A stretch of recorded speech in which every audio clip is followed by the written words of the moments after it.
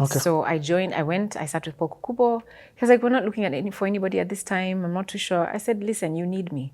I came with my assignment from school. I'm like, Paul, this is the research I did on. And I was like, I'll start from the bottom. Imagine it's okay. What? How much can you afford?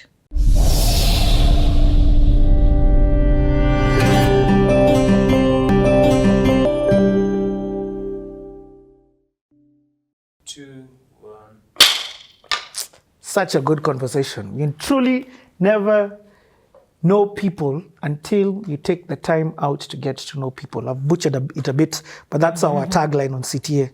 Because we've realized until somebody sits down and holistically tells their story, don't think that you know them.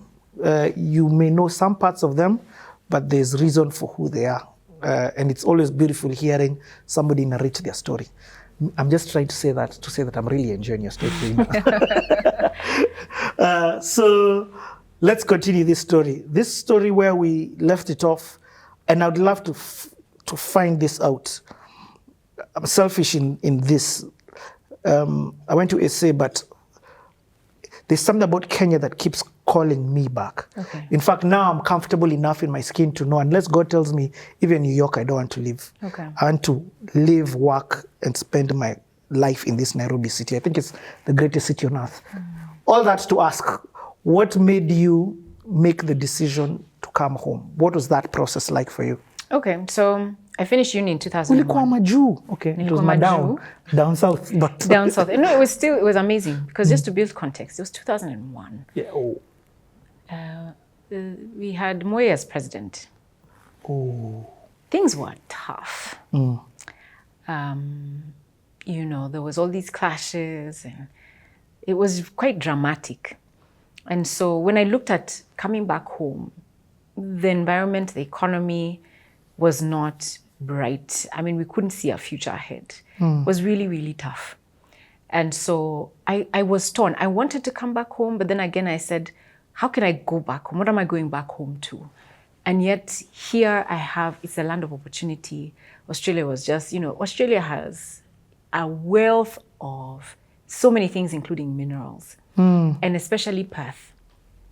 So the stock market was booming at that time. There's just so many things that were happening for the country at that time. And I thought it would be a good time to stay. So anyway, I was torn. I was really torn. I called my mom. I was like, hey, mom, what do I do? She said, Rina, whatever you decide. I told you about my parents. We are here to support you. I usually say sometimes that answer is not a nice one. Because tell me what to do. So I called my aunt who at that time worked with me. She was my mentor. And she was like, we'll support you, whatever you decide. So anyway, I decided, you know what? Let me stay. So I signed up for another university because I decided, you know what? At the end of the day, let me get my permanent residency here so that I have more options. So I looked at the immigration law and looked at the programs or the courses that would get me the easiest route to settle in the country. And I saw that it was related to what I enjoyed was accounting. At least it was within the theme of what I was studying. So I decided to study my master's in accounting. So I signed up and I was still torn. I'm like, accounting wasn't quite my favorite subject, but you know what? It's just for 2 years and I'm done. So I signed up for the program. I don't know why, I was just low. I was just low. Same university? I was not excited, no, a different university. Okay. This one is but called still in Perth? Still in Perth. So I had my acceptance letter. I was starting on Monday. It was now Sunday, the day before I was beginning my course.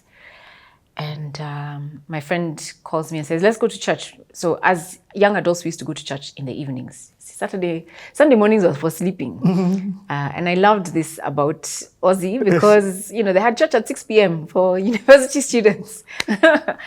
Anyway, so he came to pick me up. I was like, I'm not picking up. I'm fine. He was like, we're going to church. He insisted. Came, rang the bell, come downstairs. I took my time. By the time we got to church, worship had already started.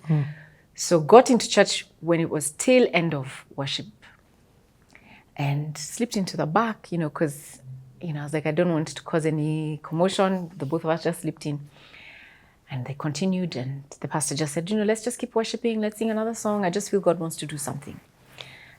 So he continued. And then he said, I just feel to ask, is Rina in the audience? What? Imagine. I was like, did I hear my name? And no, I did not. So I was like, that time, you know how your stomach just does, wah. So I sat, we were standing.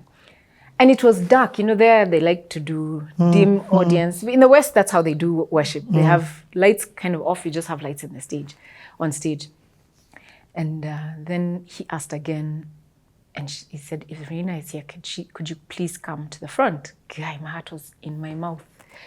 So I walked to the front, feeling stressed, like I'm going to fall.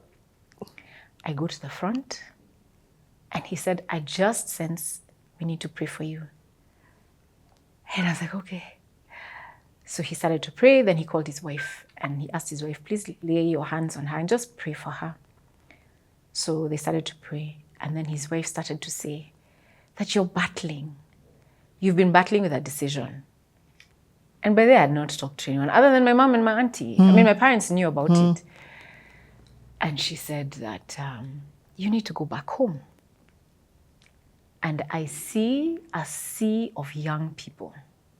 Very many. It's like you're on a stadium and there's all these young people, thousands and thousands of young people. But you're not a pastor, you're not a preacher, but you need to go back home. There's a lot of work you need to do. Hey, so I started crying for makamasi tears. Because I'm like, what are they saying? I'm starting school tomorrow. What? I've battled with this decision. This is when you're telling me I need to go back home? Like, what is this thing?